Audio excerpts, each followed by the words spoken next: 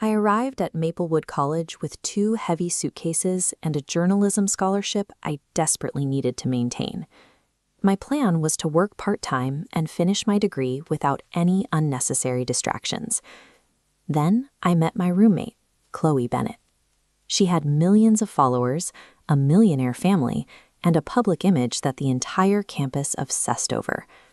While I was pulling espresso shots at the campus cafe to pay for textbooks, Chloe was receiving designer clothes delivered straight to our door. Looking at these 2 worlds, I assumed our cohabitation would fail. I saw myself as the pragmatic student and Chloe as the unreachable celebrity. The college environment reinforced her status. Professors praised her charity work, and the university homepage featured her achievements as a model for other students.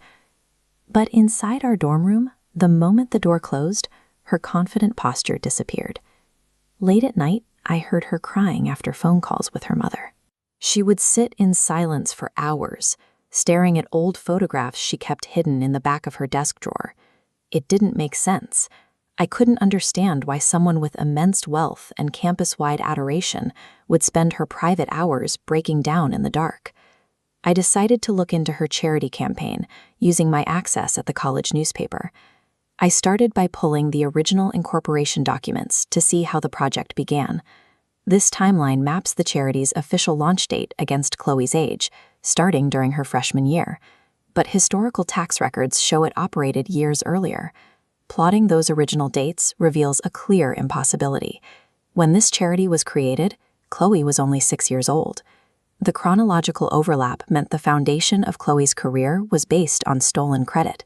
It was the exact kind of story a journalism student is trained to expose. Before I could verify the context, my research notes leaked to the campus network. Within an hour, the discrepancy was all anyone talked about. The reaction was swift.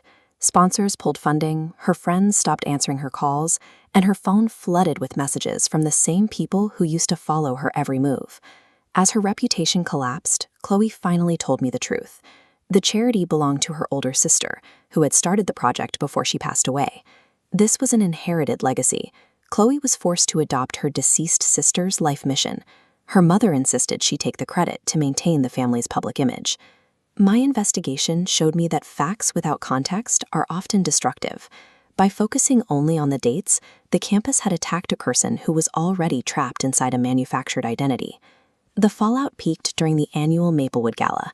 It was the biggest event of the year, and everyone expected Chloe to stay in hiding. Instead, she chose to face the crowd. She walked up the stairs and stepped out from behind the stage curtain into the spotlight. She didn't use a script. She acknowledged the lie, spoke about the grief of losing her sister, and described the pressure her family applied to make her appear perfect. The room went silent. The judgment from the audience shifted into a stunned empathy as they watched her drop the facade. That 5-minute confession ended her status as a campus confluencer, but by telling the truth, she broke the psychological control her family's lie had over her life. In the months that followed, Chloe never regained her social standing, but for the first time, she had control over her own future. We stopped being strangers divided by class. Without the expectations of her public image, we became genuine allies. Journalism taught me that data alone is incomplete. A timeline can prove a lie, but it cannot explain the human burden behind it. The people society envies most often carry the heaviest invisible burdens. Real freedom comes from choosing to be yourself instead of maintaining a curated facade.